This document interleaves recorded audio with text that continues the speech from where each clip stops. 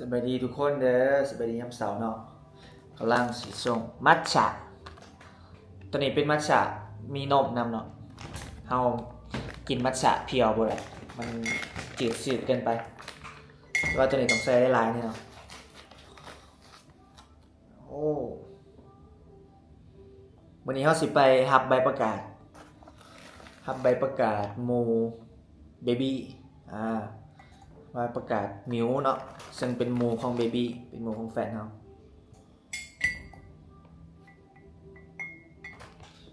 หมู่แฟนเขา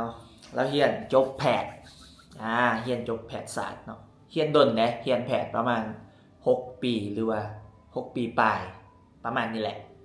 ก็ถือว่าดนอยู่เนาะปกติล่ะรุ่นเฮาก็จะขาเฮียนสายอื่นแต่มันเฮ็ดเวียกแล้วแหละเนาะแต่ว่าเฮียนแพทย์ก็น่าจะใช้เวลาแน่เนาะอาจจะหา6 ปีเนาะอย่างน้อยแล้วแต่สายเนาะเดี๋ยวจักหน่อยเฮาสิออกไปกินมัทฉะก่อนนี่เนาะมัทฉะที่เฮากินของแฟนเฮาเนาะปกติเฮากินกาแฟแล้วมีอีหยังก็กินเนาะมีมัทฉะก็กินมัทฉะมีกาแฟก็กินกาแฟเนาะนี่แล้วซื้อเครื่องดื่มกาแฟมาเลยนี่อันนี้เป็นจอกใส่ตองกาแฟดิบเนาะแต่ว่าเขาบ่ทันซื้อเจียมันมาแต่ว่าซื้ออันนี้นะโคตรถูกเลยตัวดิบมันนี่นะ31,000 1 เหรียญ 1.5 เหรียญความถือมันคือถือแห้งแท้เนาะอุปกรณ์วัสดุบ่ได้ก้องแกงใดก็โอเคอยู่แล้วอยู่ใด31,000เท่ากับตกใจมันคือถือครับก็เฮ็ดจากยางเนาะนี่คิดว่าอันนึงละเป็นแสนไปแล้วเนี่ย31,000 กีบโอ้จากบ่ถึง50 บาทถือแค่บ่ถึง$2 $1.5เขามีกาแฟเนาะมื้อหน้าเขาสิเฮ็ดกาแฟดีมากินยามเช้าน่าจะใส่นมนำเนาะน่าจะเฮ็ดเป็นเป็นลาเต้บ่เนาะยังใส่นมจะได้จักหน่อยเนาะเฮ็ดกินเอง1ประหยัด2ได้ฟิลได้แบบมีอีหยังเฮ็ดยามเช้านะนะมื้อนี้ก็เป็นเช้าที่ดีของเราอีกมื้อนึงมื้อนี้บ่ได้ตื่นไปออกกำลังกายเนาะเมื่อคืนนี่นอนบ่ค่อยหลับปานใดแบบว่าเฮาปรับโมงนอนใหม่เนาะนอน 10 โมงหรือมาตื่นตอน 1 โมงกลางคืนนอนจะได้ก็นอนบ่หลับนอน2 โมงบ่หลับลุกมาอ่านหนังสืออ่านไป30ปลายหน้าฮอด3 โมงแล้วง่วงในเป็นนอนจึงหลับส่วนนี้ก็ปรับโมงนอนใหม่เนาะเดี๋ยวจะหน่อยเบิ่งกันเลยอยู่ที่โรงเรียนแพทย์เนาะเดี๋ยวค่อยพาไปเด้อเปลี่ยนนั่นบ่กำลังเดินทางไปเนาะทุกคนวันนี้แต่งตัวสุภาพไหนนี่แฟนครับ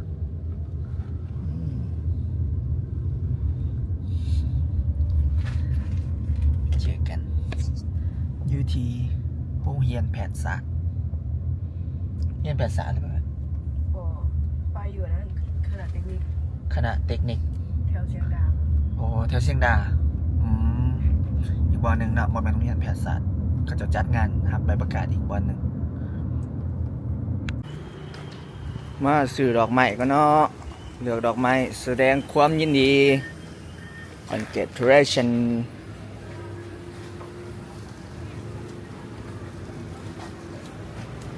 ในดอกทานตะวันเนาะเห็นปะ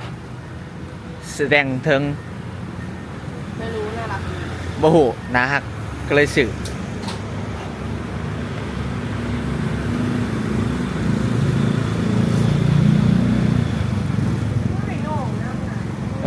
ลงไปเบิ่งอยู่พุ่นบางทีมันมีแบบเป็นมงกุฎเงินอย่างนะเขาสิซื้อให้เรา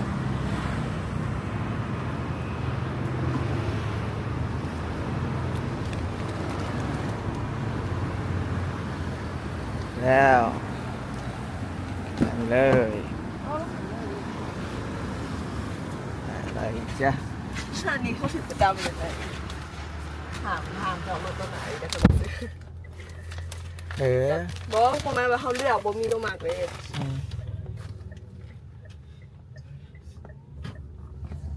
แบบ ต้องเฮ็ดแพทย์อันเส้นด่างต่อ เลย นี่เนาะดอกทานตะวัน แสดงถึงความส่องแสงความส่องแสงสดใสแห่งกะบ่มีวันดับหมดนั่นคือความหมายแม่นตะวัน โอ้ไม่ อ่ะ รู้ ฮะเพื่อนเป็นคนสื่อ ค่อยมันงามนะคะ เขาจะมันงาม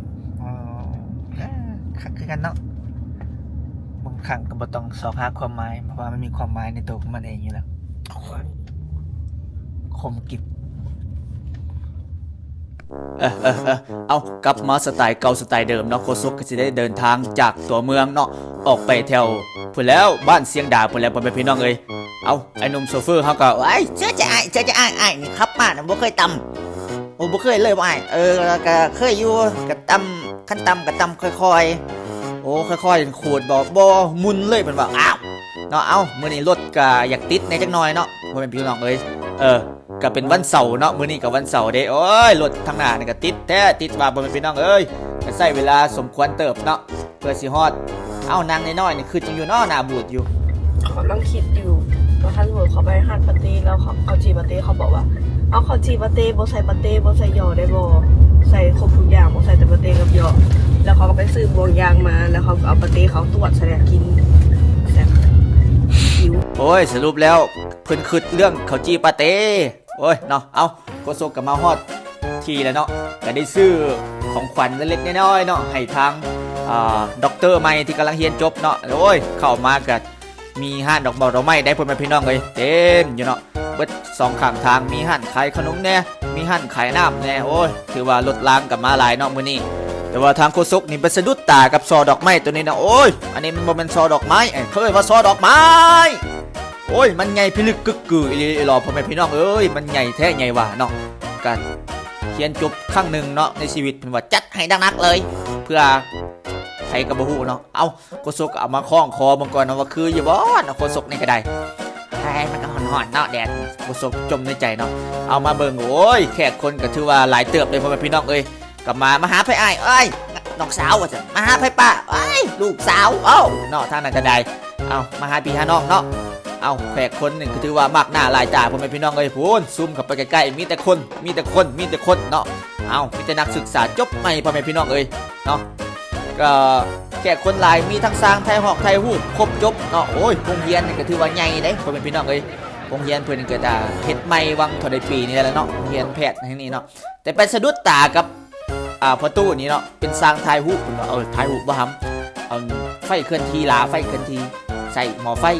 ฟอันนี้นี่ล้างสดๆได้เพิ่นว่าทายแล้วก็ล้างเลยนี่ล้างก็ออกตัวสิแล้วถ่ายรูปด่วนเด้อถ่ายรูปด่วนไว้เท่าใดล่มกันเนาะเว้าถือถ่ายให้ฟรีเพิ่นว่า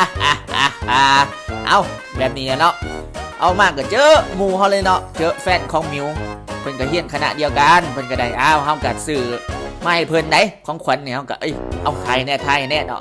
ของขอได้ยินดีนำได้หลายเด้อขอบใจเด้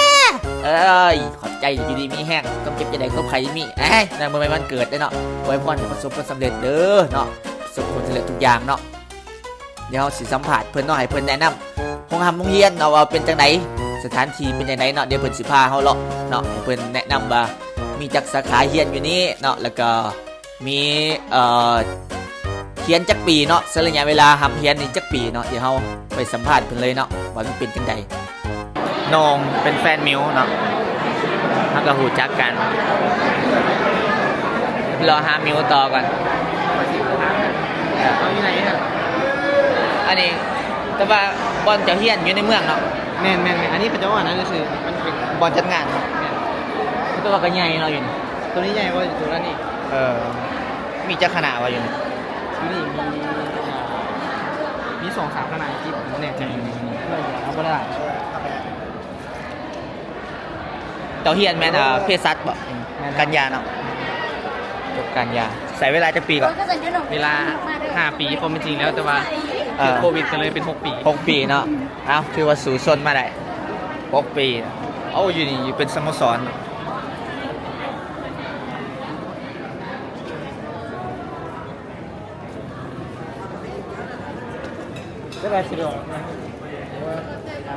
เป็นสโมสร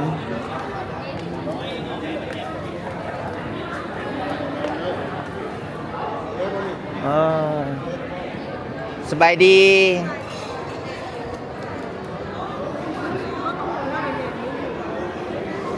ก็แนมแต่ไกลกับหู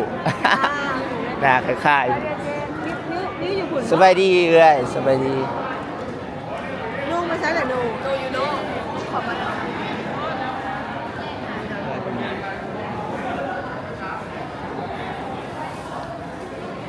ใส่ละมิวอยู่ใส่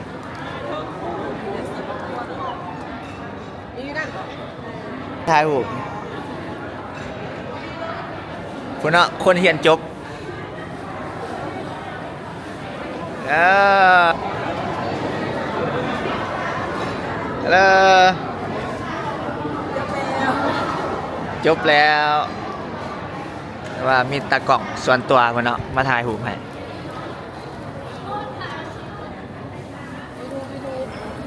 โอ้ตากล่องนี่ก็สอกทุกมุมเนาะสอกมุมนั้นมุมนี้นะอ๋อสโมสรใหญ่แฮะ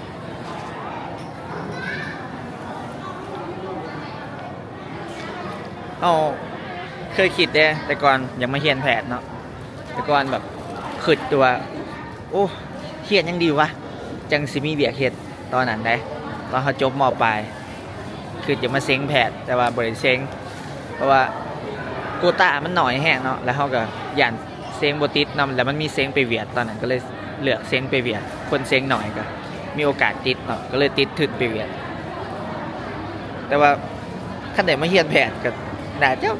บ่เหมาะกับตัวเองนะแต่เขาคิดอยู่ตอนนั้นเนาะคิดว่าเฮียนยังดีจึงสิมีเวียกเฮ็ดตอนนั้นเขาคิดว่าเป็นแผนเป็นหมอนี่ก็น่าจะเป็นปัวคนได้หาเงินหาคำได้จังซี่นะตอนนั้นนะก็เฮียนยังก็ดีแหละทุกคนขึ้นกับว่าเฮาสิมีทักษะมีแบบว่าไหวพริบแบบใดเนาะในการทำมาหากินเนาะแบบใดก็ดีเนาะแม้ว่าเฮาก็เลือกมาเส้นทางเฮ็ดเพลงแล้วก็เฮ็ดสวนของตัวเองในอย่างนั้นนี่มันก็ดีเนาะก็ถือว่าบ่เสียใจที่เลือกเส้นทางนี้นะ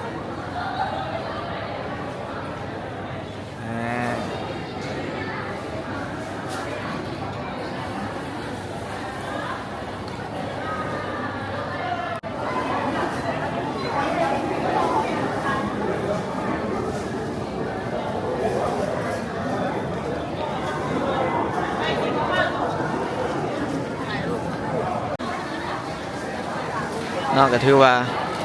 เป็นการถ่ายรูปครูเนาะด็อกเตอร์ครู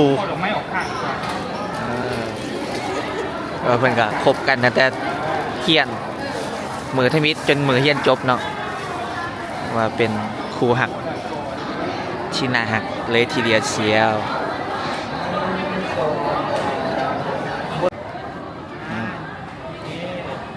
ว่าตากล้องเพิ่นเอามาส่วนตัวเลยเนาะ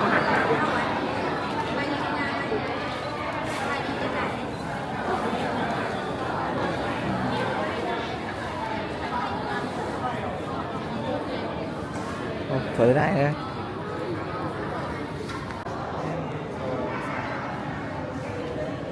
เพชรคือแบบมอบดอกไม้ให้ยืนแต่ว่าคือเขาเห็นกันเอามือให้กันมึงมีกล้องถ่ายทีมเด้อโอเคตัวนี้เช่นเนี้ยกันเนี้ยโอเคเอาที่ว่าอันนี้มันของขวัญจากผู้เฮียนจบให้ผู้เฮียนจบนำกันเนาะนอกจากฮับแล้วยังเป็นผู้ให้เนาะเห็นแล้วอยู่หน้าหนาแม่งมาเลยแต่สรุปแผงลงไปบอกมะพร้าวนั้นก็เห็นมันก็เลาะหาหมูแล้วเนาะ แล้วกล่องส่วนตัวแล้วก็นำไปเลยเนาะนำถ่ายรูปใหม่เห็นบ่โอ้เนาะหมูเรา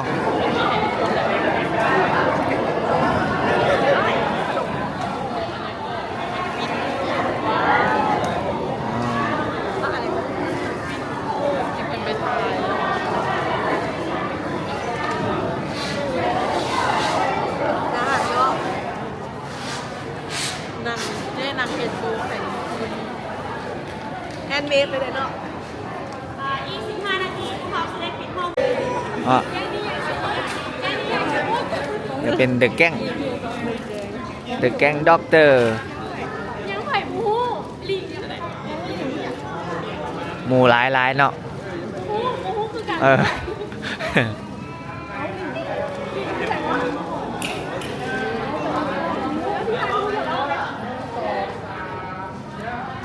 แต่ว่าอดรับอดนอนหลายเติมเนาะกว่าสิจบเขียนแผน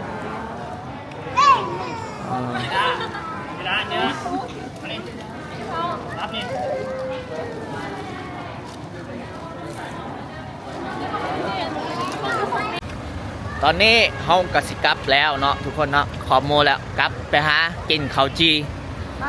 ปาเต้สิใหม่ข้าวจีปาเต้ที่บ่ใส่ปาเต้แนวไหนข้าวจีปาเต้บ่ใส่ปาเต้นะแฟนต้องกินเจนะบ่ได้ยิงเนาะโอเคเนาะเดี๋ยว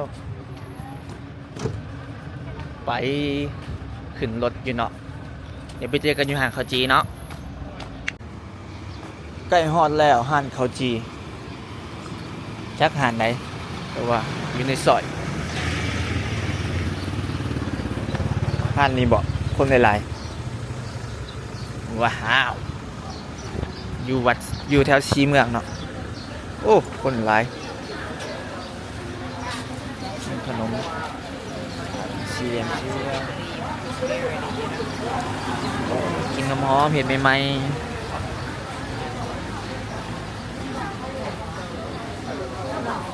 ๆก็ขนมโอ้ฮะก็เคยมา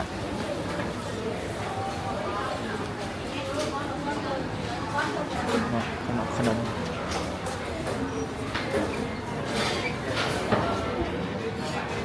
นี่ก็ได้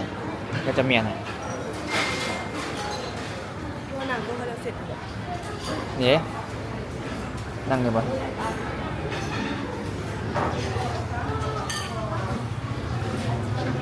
มาหอดแล้วเนาะโอ้ห้างก็เคยมานักท่องเที่ยวมาเต็มเลย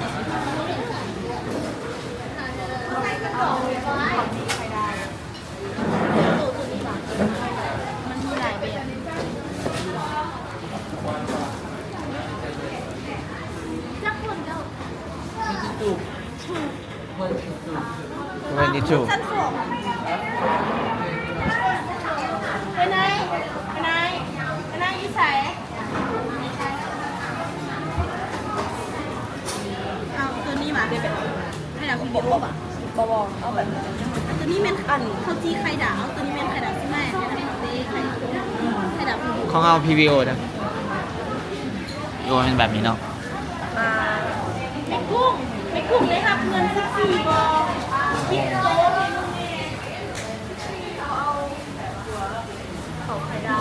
แต่บอกเอา PVO แบบที่ห้องอยากกินเนาะเพราะว่า เขาเคยกินแบบนี้เนาะแล้วเขาหมัก อันนี้ใส่เป็นสีอิ๊วนะ คุณนี่เนี่ย เดี๋ยวถ่ายเบิ่งหน้าตาจะเป็นแบบไหน บอกขนม ใส่ขนม ใส่ของสีอิ๊ว นี่เมนูไข่ดาวข้าวจี PVO งามไพมาเวียงบอกเด้อสิพามากินเนาะฉันถึงมือเขาวางไหนบอกไว้ก่อนเดี๋ยวว่ามากเราบ่พามานี่ไข่ดาว2 หน่วยมีซีดมีผักมีตัวนี้ข้าวจีป๊บกรอบแซ่บเลยมันสิเป็นจังได้มันสิเป็นจังได้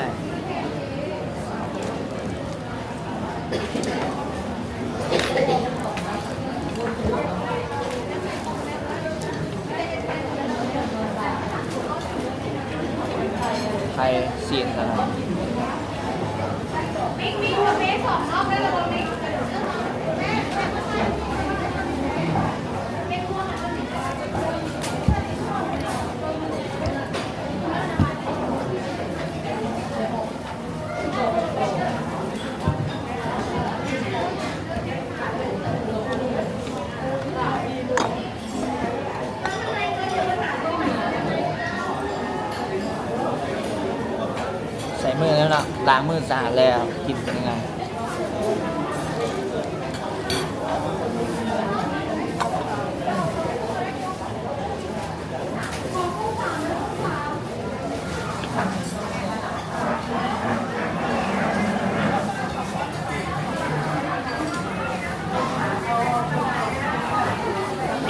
เมนูยังปาเต้ ไข่คน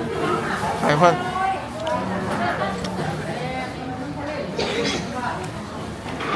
ตัวเนี้ย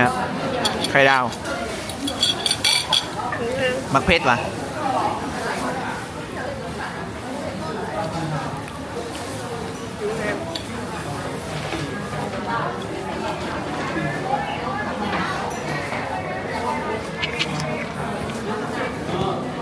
มากิน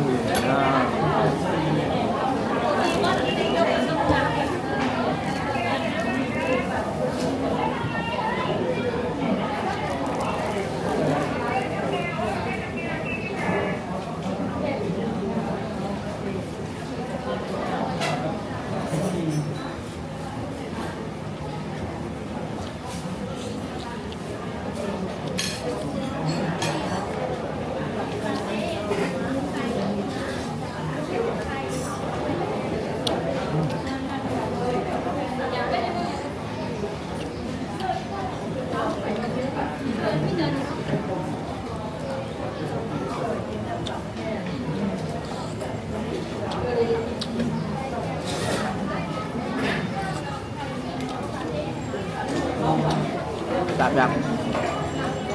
ให้10 เต็ม 10เลย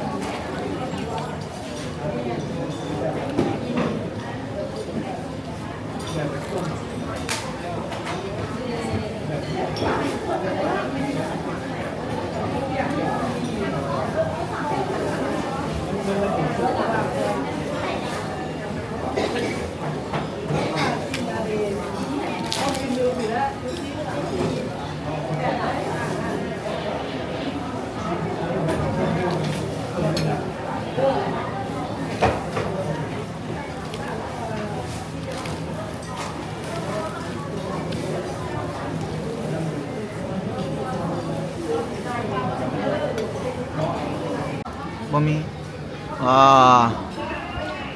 เกี่ยงคืบเลยเนาะขอเฮ็ดยาใดเจอของเสียเกี่ยงหล่อน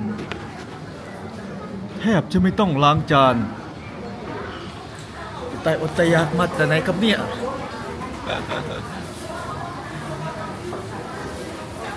อาหารร้านนี้อร่อยอย่างมากมายเลยทีเดียวคุณสวรินทร์รู้สึกยังไงบ้างครับเดือดครัวเนาะครัวข้าวจีร้อนทุกก้อนไข่ดาวสวยเรียงเม็ดเหมือนทหารเดินพาเหรดพึบพับพึบพับ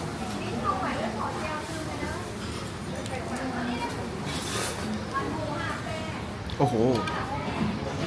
แทบจะไม่ต้องล้างจาน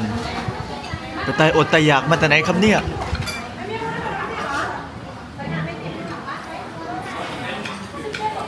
ในหนังเนาะมีในหนังนั่นหนังคุณชายวงคำเรายังจักย่างเลยเนี่ยตลกดิอิ่มคลิปนี้ก็อิ่มอีกแล้วมีแต่เบิดซัมนี่เนาะคลิปนี้จบซัมนี่เลยจบที่หานขอจีเนาะแล้วคลิปต่อไปสิเห็นยังแล้วเฮาสิได้เบิ่งเด้อแล้วเจอกันบ๊ายบายขอบใจทุกคนที่ติดตามด้วยอย่าลืมกด Subscribe กดไลค์กดคอมเมนต์ให้เฮาหน่อยเด้อเพื่อเป็นกำลังใจให้เฮาเด้อคอมเมนต์ให้แน่เด้อทุกคนเด้อบ๊ายบาย